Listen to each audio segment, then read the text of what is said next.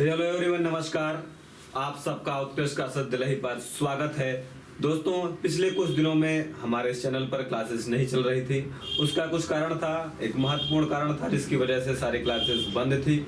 लेकिन आज से इस चैनल पर पुनः क्लासेस मिलेंगी और आज की क्लासें मैं नहीं लेने वाला हूं, बल्कि हमारे मयंक सर जो कि इथिक्स और ज्योग्राफी पढ़ाएंगे, और हमारे आलम सर हैं, फिरोज आलम सर, ये आपको इकोनॉमिक्स पढ़ाएंगे।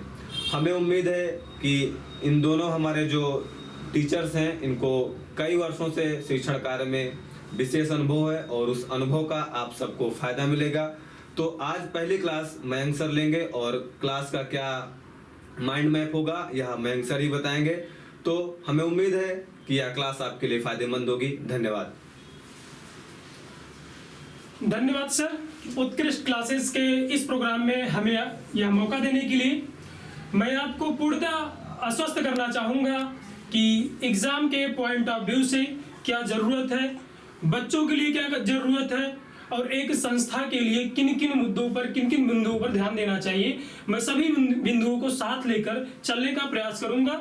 मैं मयंक मणिपाठक आज के इस ओरिएंटेशन क्लास को मैं उत्कृष्ट क्लासेस में लेकर आया हूं। मैं आपको सर्वप्रथम यह बताना चाहूंगा कि उत्कृष्ट क्लासेस आप सबके लिए एक अच्छा सुनहरा मौका लेके आया है। उन खास लोगों के लिए जरूर अच्छा लेके आया है जो गांव, ग्रामीण अंचल में रहते हैं, जैसे इलाहाबाद, पटना और अन्य बड़े शहरों में शिक्षण कार्य के लिए नहीं जा पाते हैं। तो मैं आपको ये बताना चाहता हूँ कि ये जो उत्कृष्ट क्लासेस है, मेरे लोकेश सर के और टीम के मार्गदर्शन में आप लोगों के लिए एक एक सब्जेक्ट एक्सपर्ट के द्वारा प्रथम 100 लोगों के लिए क्लास लेके आया गया है। जो प्रथम 100 लोग हमारे स्टूडेंट्स होंगे उनके लिए हम पूर्णतः मुफ्त क्लास देंगे। इसके साथ ही साथ हम जैसे ही अभी ओमिक्रॉन वेरिएंट कोरोना खत्म होगा तो हम प्रयास करेंगे मुखर्जी नगर दिल्ली में हम अपना ऑफलाइन बैच प्रारंभ करने के लिए भी। चलिए ठीक है, इन सभी मुख्य बिंदुओं पर बात करने के बाद हम आपसे यह बताएंगे कि जो हमारा प्रोग्राम होने वाला है वो क्या होगा, कैसे होगा। जो यूपीएससी है या कोई स्टेट पीएससी है वो आपसे चाहता क्या है, वो एग्जाम में किस हिसाब से अपना पैटर्न रखा हो, कितने कितने नंबर का पैटर्न रखा, किन किन बिंदुओं पर मुख्य रूप से आपको ध्यान देना चाहिए। चलिए मैं आपको बताता हूं कि अभी हम किन किन बिंदुओं पर मैं आज चर्चा करने वाला हूं। सर्वप्रथम मैं आपको बताना चाहूंगा कि हम यूपीएससी और स्टेट पीएससी दोनों को एक साथ लेकर चलने का प्रयास करेंगे, क्योंकि जो यूपीएससी है और स्टेट पीएससी उसका सिलेबस बहुत ज्यादा अलग नहीं है, लगभग सेम है। कुछ मूलभूत अंतरों का, नंबरों का अंतर है बस।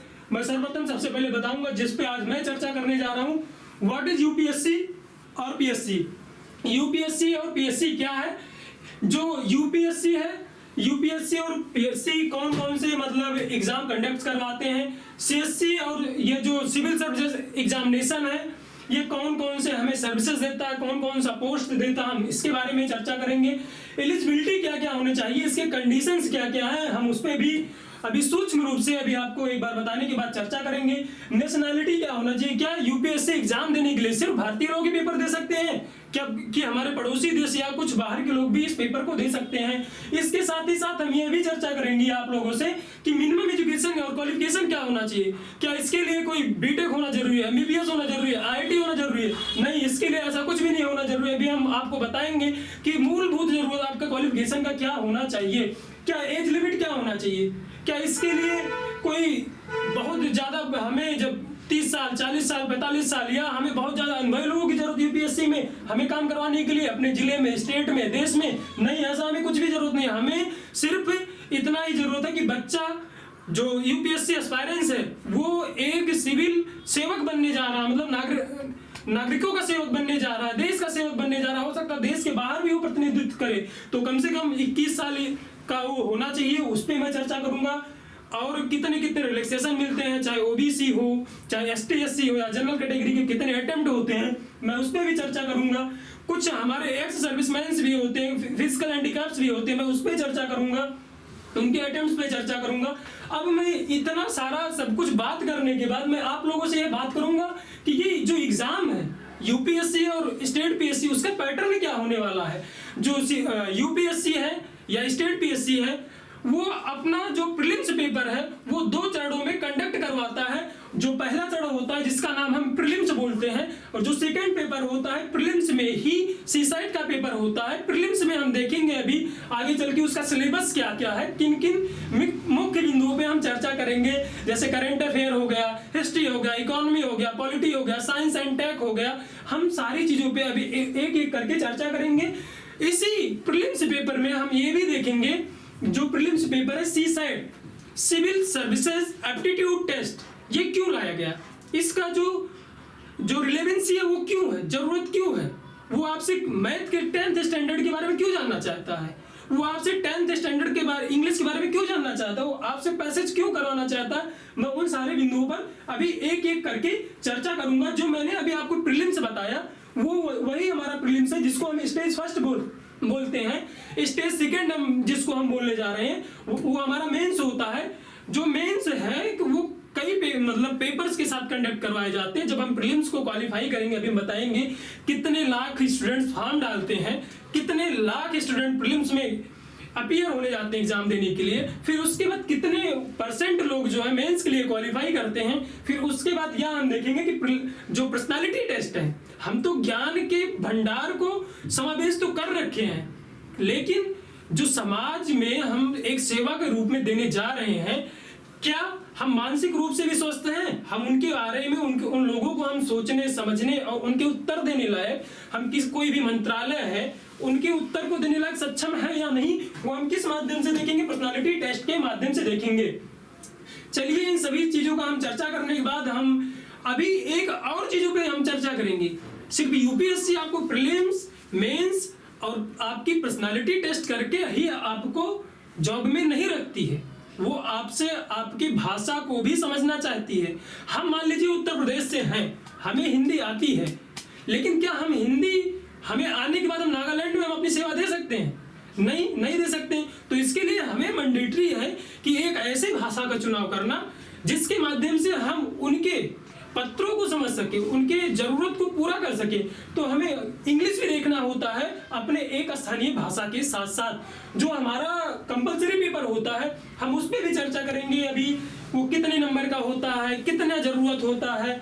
तो इसके साथ साथ हम उसके पैटर्न्स को भी देखेंगे, जो पैटर्न है कि उसके क्वेश्चन कैसे आते हैं, वो क्यों ऐसे पूछे जाते हैं। फिर इन सारी चीजों को मतलब पूरा करने के बाद पर्सनालिटी टेस्ट की मैं तो बात कर ही लिया। पर्सनालिटी टेस्ट इस वजह से किया जा रहा है कि आप काम करने के सक्षम है कि नहीं। आपने किताबों का भंडार खूब पढ़ा है, लेकिन आपको किसी डिस्ट्रिक्ट में भेजा जाता है, वहां लड़ाई जैसी स्थिति हो जाती है, गोली बारूद ईटा पत्थर चलने लग जाता है, तो आप किताब खोल के देखने जाएंगे कि अभी हमें सिचुएशन को कैसे हैंडल करना है? नहीं कर देखने जाएंगे। तो इसीलिए हमारी पर्सनालिटी टेस्ट 275 नंबर का करवाया जाता है, जो कि अभी हम देखेंगे अभी तक मैक्सिमम नंबर कितने तक आ पाया है और हम ज्यादा से ज्यादा कितने नंबर ला सकते हैं। और अभी हम बात करेंगे इंपॉर्टेंट डेट्स की। यूपीएससी एक साल पहले अपना जो है नोटिफिकेशन रिलीज कर देता है, वो बता देता है कि हम इतने तारीख को अपना नोटिफिकेशन दे देंगे, इतने तारीख से हमारा फॉर्म पढ़ना स्टार्ट हो जाएगा, इसके बाद इतने तारीख को हमारा फॉर्म का लास्ट डेट होगा, फिर हम इतने तारीख को आपका प्रीलिम्स एग्जाम करवा लेंगे, आपसे मेंस का एग्जाम करवा लेंगे, उसके बाद जब आप मेंस क्वालिफाई कर जाते हो तो आपका पर्सनालिटी टेस्ट का भी डेट आ जाता है। अब देखिए, अब हम अपने पहले बिंदु पर चर्चा करने के लिए जा रहे हैं। जो हमारा पहला बिंदु है वो है व्हाट इज यूपीएससी। यूपीएससी है क्या?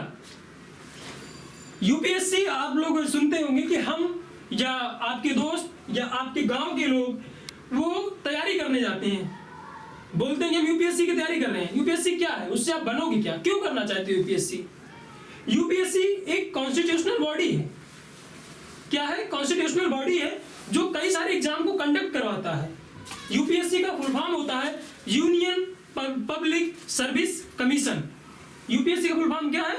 यूनियन पब्लिक सर्विस कमीशन, जो कई सारे एग्जाम्स को कंडक्ट करवाता है और हमारे भारत सरकार को देता है, भारत सरकार के लोगों को देता है कि आप ले जाइए इन्हें, ये हमारे सर्वश्रेष्ठ एस्पायरेंट्स थे जिनको मैंने सेलेक्ट कर लिया, अब आप काम करवाइए, कोई दिक्कत नहीं होगा। उसके बाद हम ये देखेंगे कि अब आपको मैं बताऊंगा ना, आप में भी जिज्ञासा हो रहा होगा, जो हमारा लोक सेवा आयोग है, जो केंद्रीय लोक सेवा आयोग है, वो हमें सेलेक्ट करने के बाद कौन कौन सा पद देने वाला है। सब लोगों से आप लोग सुनते होंगे सिर्फ हम आईएएस बनने के लिए जा रहे हैं। क्या यह संभव है? सभी लोग आईएएस बन सकते हैं? नहीं बन सकते हैं। जो टॉप रैंकर्स होते हैं यूपीएससी के, उनको तो सरकार आईएएस बनाएगी, लेकिन यूपीएससी और भी सारे एग्जाम को कंडक्ट करवाता है। मैं उनके बारे में आपको थोड़ा सा चर्चा करना चाहूंगा। जो यूनियन पब्लिक सर्विस कमीशन है या संघ लोक सेवा आयोग है, वो जो एग्जाम कंडक्ट करवाता है, सर्वप्रथम सिविल सर्विसेज एग्जाम को कंडक्ट करवाता है। कौन? यूपीएससी, जिनके लिए ज्यादा से ज्यादा भारत के युवा आकर्षित होते हैं कि हम आईएएस बनेंगे, हमारे पास पावर होगा, हमारे पास गाड़ी होगी, हमारे पास लोग होंगे। किसके लिए? आईएएस और आईपीएस के लिए, आईआरएस के लिए। लेकिन उसके साथ ही साथ इंडियन फॉरेस्ट सर्विस का भी एग्जाम कौन कंडक्ट करवाता है? यूपीएससी करवाता है। इंजीनियरिंग सर्विस का भी पेपर कंडक्ट करवाता है यूपीएससी, जिसे हम आईईएस बोलते हैं। Indian economic and statistical service भी कौन कंडक्ट करवाता है? यूपीएससी ही कंडक्ट करवाता है। जियोलॉजिस्ट का एग्जाम यूपीएससी कंडक्ट करवाता है। और भी एससीआरए स्पेशल क्लास रेलवे जो अप्रेंटिस एग्जामिनेशंस होते हैं, वो भी यूपीएससी कंडक्ट करवाता है हमारा। कंबाइंड मेडिकल सर्विसेज, जो हमारे मेडिकल के ऑफिसर्स होते हैं, वो भी यूपीएससी के थ्रू ही आते हैं। उसके बाद जो है सीएपीएफ का एग्जाम कंडक्ट करवाता है हमारा यूपीएससी। कंबाइंड डिफेंस सर्विसेज का एग्जाम सीडीएस के भी पेपर कंडक्ट करवाता है यूपीएससी। इसके साथ ही साथ नेशनल डिफेंस एंड जो नेवी के एग्जाम होते हैं, वो भी ऑफिसर्स रैंक के, एनडीए एंड एनए के, वो हमारा यूपीएससी ही कंडक्ट करवाता है। चलिए, अब आप लोगों में थोड़ी सी रुचि बढ़ रहा होगा। आप लोग जानना चाहते हैं, अच्छा ये कैसे हम करेंगे, ये कौन करेगा, कैसे करते रहेंगे लोग? क्या इसके लिए बहुत ज्यादा पैसे होने की जरूरत है? इसके लिए बहुत ज्यादा डिग्री होने की जरूरत है? इसके लिए हमें क्या घर से जाना या किसी कोचिंग का सहारा लेना जरूरी है क्या? हम सभी बिंदुओं पर एक एक सूक्ष्म स्तर पे हम चर्चा करने के लिए जा रहे हैं। मैं आपको ये बताना चाहूंगा, जब आप यूपीएससी के माध्यम से, सीएससी के माध्यम से सेलेक्ट होके जाओगे, सिविल सर्विसेज में आप जब जाने की कोशिश करते हो, जब आप आईएएस, आईपीएस और आरएस नहीं बन पाते हो, तो आपको सरकार कौन कौन सी सर्विसेज दे सकती है? तो उन सर्विसेज में जो 24 मुख्य सर्विसेज हैं जो आपको सरकार देती है, उसमें जो पहला है इंडियन एडमिनिस्ट्रेटिव सर्विस, जिनको हम आईएएस बोलते हैं। आईएफएस में बहुत लोगों में ये कंफ्यूजन रहता है कि आईएफएस मतलब कहीं फॉरेन सर्विस वाला तो नहीं है। नहीं, जो आपको सिविल सर्विसेज के माध्यम से आप जाएंगे, प्रीलिम्स से बेशक एक साथ करवाता है यूपीएससी आईएफएस और आईफोस का, लेकिन आपको जो सर्विस देने वाला, जब आप अच्छा रैंक पाएंगे, आप चाहते हैं कि विदेशों में घूमें, हमें हमेशा फुल ड्रेस में ना रहना पड़े, हमें भारत सरकार के अंतर्गत काम करना, लेकिन भारत में रह के नहीं करना, एक बड़े तबके के लिए काम करना, तो हमारा वो हो जाता है इंडियन फॉरेन सर्विस हो जाता है। हमें वर्दी बहुत अच्छा लगता है, सबको वर्दी अच्छा लगता है। एक जिले में जाके काम करने के लिए वर्दी पहनना, ये अपने बहुत बड़ी इच्छा को पूर्ण करना होता है, जिससे हम आईपीएस बनते हैं, हम एसपी बनते हैं, डीएसपी बनते हैं, आईजी बनते हैं, डीआईजी बनते हैं, डीजीपी बनते हैं। उसके लिए हम किस सर्विस में जाते हैं? हम आईपीएस बनते हैं। उसके साथ जो हमें दूसरी मतलब उससे भी कम रैंक होता है या कुछ लोगों की इच्छा होती है, वो लोग क्या बनते हैं? आईआरएस बनते हैं, जिनको आईपीटी या एएफएस बोल सकते हैं। इंडियन ऑडिट सर्विस में हम जा सकते हैं, आईएएएस में जा सकते हैं हम। आईआरएस जिनको हम पहले ही बता चुका है, इनके कई सारे ग्रुप्स होते हैं, उनमें जा सकते हैं। आईडीएएस में जा सकते हैं, इंडियन डिफेंस अकाउंट सर्विस में जा सकते हैं। जो ये सारे अभी ग्रुप ए के जॉब चल रहे हैं, लेकिन क्या संभव है कि सबको ग्रुप ए की मतलब जॉब दी जा सके, सर्विसेज दी जा सके? नहीं, ये संभव नहीं है। यूपीएससी बहुत सारे जो अपने पोस्ट है वो ग्रुप बी में भी दे रखा है। अभी मैं आपको आगे बताऊंगा वो जो ग्रुप बी में सर्विसेज आते हैं वो कौन कौन से पोस्ट हैं। जैसे आईआरएस या आईटी हो गया, इंडियन रेवेन्यू सर्विस आईटी के हो गए, ये ग्रुप ए का एग्जाम है, मतलब पोस्ट है। इंडियन ऑर्डिनेंस सर्विस है, उसके बाद आपका हो जाता है ग्रुप ए के और कौन से आईपोज में जैसे हो गया आपका आईसीएएस, आईआरटीएस, आप लोग नाम सुनते होंगे। मैं आपको यदि सबका फुल फॉर्म बताऊंगा तो आपको बहुत ज्यादा समय लग जाएगा, इसलिए आप देखते चलिए, जो आपको देखना होगा एक बार बैक करके देख लीजिएगा। मैं ज्यादा से ज्यादा वैसे फुल फॉर्म बताने की कोशिश करूंगा, मुझे जो लगेगा कि आपको जरूर बताना चाहिए। जो सर्विसेज बहुत ज्यादा चर्चाओं में रहती है, मैं उनके बारे में बहुत अच्छे से बताऊंगा। इंडियन रेलवे अकाउंट सर्विस है, ये भी ग्रुप ए का जॉब है। इंडियन रेलवे पर्सनल सर्विसेज है, पोस्ट ऑफ असिस्टेंट सिक्योरिटी है। ये जैसे ये जो मैं आपको अभी पोस्ट दिखा रहा हूँ, ये सारे जो 24 पोस्ट है, ये किसके थ्रू हमें मिलते हैं? यूपीएससी के थ्रू मिलते हैं। ठीक है, इसमें हाँ ये भी ध्यान देने की जरूरत है, क्या जो हमारे स्टेट हैं और यूनियन टेरिटरीज हैं, स्टेट के लोग यूनियन टेरिटरी में काम करने के लिए जाएंगे? नहीं, जो यूनियन टेरिटरी के लोग होंगे वो स्पेशल उनको यूनियन टेरिटरी ही दिया जाएगा, वो यूनियन टेरिटरी में ही वर्क करेंगे। उसके बाद में हम ये देखेंगे कि जो कैडर अलॉट होता है, कैडर और सेंट्रल गवर्नमेंट के जॉब में अंतर क्या होता है। जो हमारा आईएएस है, कौन कौन सा मैं आपको बताऊंगा। जो आईएएस हो गया, आईपीएस हो गया और आईएफएस हो गया, ये तीनों जो सर्विसेज हैं ये हमारे कैडर, इसमें कैडर अलॉट होते हैं। लेकिन और जो सारे जो अभी हमारे 21 जो पोस्ट बच रहे हैं वो कौन से जॉब होते हैं? सेंट्रल गवर्नमेंट के। कौन से जॉब होते हैं? ये हो सकता है आप लोग ना जानते रहे हो, ये सेंट्रल गवर्नमेंट के जॉब है। तो ठीक है, आप लोग को पोस्ट के बारे में पता चल गया कौन कौन सा जो है ग्रुप ए का है, कौन बी का है, और उसके बाद आईएएस, आईपीएस, आईआरएस बनते कौन है। लेकिन अब इसके हम एलिजिबिलिटी की चर्चा करेंगे। किसकी एलिजिबिलिटी की हम चर्चा करने जा रहे हैं? एलिजिबिलिटी इनमें क्या क्या होना चाहिए। ऐसा तो है नहीं कोई 10th पास कर लिया हो, 12th पास कर लिया हो, या उससे भी कम एजुकेशन हो, या बहुत ज्यादा एजुकेशन की जरूरत हो। नहीं, ऐसा कुछ नहीं है। मिनिमम क्वालिफिकेशन आपके पास होनी चाहिए, मिनिमम एलिजिबिलिटी होनी चाहिए। उस एलिजिबिलिटी के बारे में मैं आपको बताना चाह रहा हूँ। पहली बात तो नेशनलिटी की बात कर लेते हैं। क्या सिर्फ भारतीय लोग ही यूपीएससी का एग्जाम दे सकते हैं? नहीं, हम यूपीएससी के साथ पीसीएस की भी चर्चा करेंगे। जब हम पीसीएस की चर्चा करेंगे तो हम भारत की बात नहीं करेंगे, तो पर्टिकुलर एक स्टेट का बात होगा। तो इसी वजह से हम बहुत ज्यादा स्टेट का नाम नहीं ले रहे हैं, क्योंकि जो हमारे स्टेट गवर्नमेंट्स है वो किसको फॉलो करने की कोशिश कर रहे हैं? यूपीएससी के। तो हम ज्यादा से ज्यादा एलिजिबिलिटीज को, टर्म्स को, कंडीशन को हम किसके चर्चा करेंगे? हम यूपीएससी का चर्चा करेंगे। तो चलिए देखते हैं नेशनलिटी क्या होना चाहिए, कौन कौन से सर्विसेज के लिए इंडियन होना जरूरी है। किसके लिए? आईएएस के लिए, आईएफएस के लिए और आईपीएस के लिए भारतीय होना जरूरी है।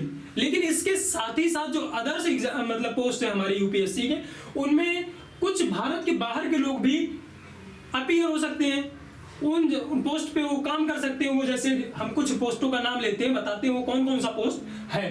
पहला पोस्ट है for other examination a candidate must be either citizen होना चाहिए। कैसे? कहाँ का? इंडिया का, नेपाल का हो सकता, भूटान का हो सकता। लेकिन हमारा शत्रु देश का कोई नहीं हो सकता। कभी भी शत्रु देश के लोग इस एग्जाम में अपीयर नहीं हो सकते, और भी कई सारे पड़ोसी देश के लोग इस एग्जाम में अपीयर हो सकते हैं। अब आपको ये पता चल गया कौन कौन से लोग अपीयर हो सकते हैं किस किस पोस्ट के लिए। 3 पोस्ट मुख्य होता, मैं आपको पहले बताया। वो जो तीनों पोस्ट थे कौन कौन से? आईएएस, आईपीएस और आईएफएस। इन तीनों पोस्ट के लिए भारतीय होना इसलिए जरूरी है क्योंकि जो आईएफएस होगा वो भारत के बाहर आपके जाके प्रतिनिधित्व करेगा। किसका प्रतिनिधित्व करेगा? भारत सरकार का करेगा। क्योंकि भारत सरकार का कोई मंत्री बाहर जाके पूरा काम कर सकता है क्या? क्या पता है? आज के मंत्री, बहुत सारे मंत्रियों को आप देखते होंगे वो अंगूठा छाप होते हैं। क्या मंत्री पूरा जीवन आपके सर्विस को या आपके देश का प्रतिनिधित्व कर सकता है? बिल्कुल नहीं कर सकता। आज मोदी जी है, कल मोदी जी रहेंगे कि नहीं रहेंगे कोई पता नहीं है। कल को मनमोहन जी थे, आज को मोदी जी है, और पता नहीं कल को कौन आने वाला है या कैसे सर्विस देंगे इसका कोई पता नहीं। लेकिन इनको मेंटेन करने के लिए आपको क्या लगता है, ये जो नेता होते हैं, ये जो इनकी स्पीच होती है या जिस जगह जाते हैं, जो उस स्थान के बारे में, उस संस्कृति के बारे में, उस भाषा के बारे में, वहां की जरूरत के बारे में उनको कौन बताता है? आप लोग आज तक कभी सोचे? इसलिए उनको जो वहां पे एडमिनिस्ट्रेटर्स होते हैं वो बताते हैं। अब कहीं मोदी जी जा रहे हैं, या मान लो मनमोहन जी जाते थे, या राहुल गांधी जी जाते हैं, तो इतनी सारी भीड़ इकट्ठा हो जाती है। उसको, उस क्राउड को मैनेज कौन करेगा? उस क्राउड को मैनेज करने के लिए हमें कुछ पुलिस के अधिकारियों की जरूरत होगी कि नहीं होगी? अगर हमारे पुलिस के अधिकारी नहीं होंगे तो लॉ एंड ऑर्डर कैसे मेंटेन होगा? तो उसके लिए आईपीएस होते हैं, तो और पूरे जिले को मैनेज करने के लिए आईएएस होते हैं। तो इसीलिए वो 3 सर्विसेज हैं जिनको मुख्य रूप से ध्यान दिया जाता है कि सिर्फ वो भारतीय होना जरूरी है। उसके साथ ही साथ और दूसरे सर्विसेज में हमारे पड़ोसी देश के कुछ लोग भी आ सकते हैं। अब देखिए, अब आप लोग ये सोच रहे होंगे इतना सारा चर्चा तो हम कर लिए, लेकिन एज कितनी होनी चाहिए, कम से कम कितनी होनी चाहिए और ज्यादा से ज्यादा कितनी होनी चाहिए? तो मैं आपको बताना चाहूंगा जैसे कैटेगरी के रूप में हम जब बात करते हैं तो हम देखते हैं जनरल कैटेगरी की बात करते हैं, हम ओबीसी की बात करते हैं, हम एससी और एसटी की बात करते हैं, और कुछ डिफेंस सर्विसेज के लिए हम बात करते हैं, कुछ फिजिकल हैंडीकैप्स लोगों के लिए हम बात करते हैं। तो सर्वप्रथम मैं जनरल कैटेगरी को मैं आपसे बताना चाहूंगा। जो जनरल कैटेगरी के अटेम्प्ट्स होते हैं वो कितने होते हैं, उनकी मिनिमम एज कितने होते हैं और मैक्सिमम एज कितने होते हैं। देखिए, जो यूपीएससी में अपीयर होने के लिए जो जनरल कैंडिडेट के लिए एज की जरूरत होती है वो 21 साल की जरूरत होती है। कम से कम कितने साल का होना चाहिए कैंडिडेट? 21 साल का होना चाहिए, कम से कम 21 साल का इस वजह से होना चाहिए जो हमारी एजुकेशन पॉलिसी है उसके अनुसार वो ग्रेजुएट हो जाएगा, मानसिक रूप से मजबूत हो जाएगा, जिसे हम क्या बोलते हैं, मैच्योर बोलते हैं। एज का इन्हें रिलैक्सेशन कुछ नहीं मिलता है। रिलैक्सेशन नाम के अभी थोड़ी सी हमें छूट के लिए लाया गया है जनरल कैटेगरी के लिए, जिसे हम ईडब्ल्यूएस इकोनॉमिक वीकर सेक्शन बोलते हैं। उन्हें हम नंबर में कुछ थोड़ी सी मूलभूत छूट देते हैं, लेकिन हम उन्हें कोई रिलैक्सेशन और नहीं देते। लेकिन जब जनरल कैटेगरी एज का 21 साल में इंसान पेपर देना चालू करेगा, वो मैक्सिमम कितने साल तक देगा? 32 साल तक वो मैक्सिमम पेपर दे सकता है। उसके साथ ही साथ जो उसका अटेम्प्ट होता है वो कितना होता है? 6 अटेम्प्ट होता है। किसका? जनरल कैटेगरी का एज कितना हुआ? 21 साल हुआ। रिलैक्सेशन कुछ नहीं है। मैक्सिमम एज कितना है? 32 साल है। नंबर ऑफ अटेम्प्ट्स कितने हैं? 6 हैं। उसके बाद जब हम ओबीसी की बात करते हैं, ओबीसी में जो हमें एज की जो हमारी शुरुआत होती है वो सबकी 21 साल से ही शुरुआत होती है, लेकिन हमें पेपर परीक्षा देने के मैक्सिमम एज में छूट मिलती है। तो ओबीसी के जो अटेम्प्ट में रिलैक्सेशन मिलता है जनरल कैटेगरी से एक्स्ट्रा कितने अटेम्प्ट मिलते हैं? 3 अटेम्प्ट हमें मिलते हैं। ओबीसी को कितने रिलैक्सेशन के अटेम्प्ट मिलते हैं? 3 मिलते हैं। उनका जो एज का भी रिलैक्सेशन होता है, जब उनका अटेम्प्ट बढ़ाया गया तो जाहिर सी बात एज भी बढ़ाया गया होगा। तो एज कितना हो गया उनका? 3 साल और बढ़ा दिया गया। एज कितना हो गया ओबीसी का? 35 साल हो गया। इस मैक्सिमम एज में वो टोटल अटेम्प्ट कितने दे देंगे? जब जनरल कैटेगरी का 6 अटेम्प्ट है ऑलरेडी, जब हम इसमें 3 अटेम्प्ट हम बढ़ा दे रहे हैं, कितने अटेम्प्ट बढ़ा रहे हैं? 3 अटेम्प्ट बढ़ा रहे हैं। तो ओबीसी का टोटल कितना अटेम्प्ट हो गया? 9 अटेम्प्ट हो गया। ठीक है, हम जनरल की बात कर लिए अटेम्प्ट की, और ओबीसी के अटेम्प्ट की एज की और अटेम्प्ट की बात कर लिए। तो अब हम देखने जा रहे हैं किसकी? एससी और एसटी की।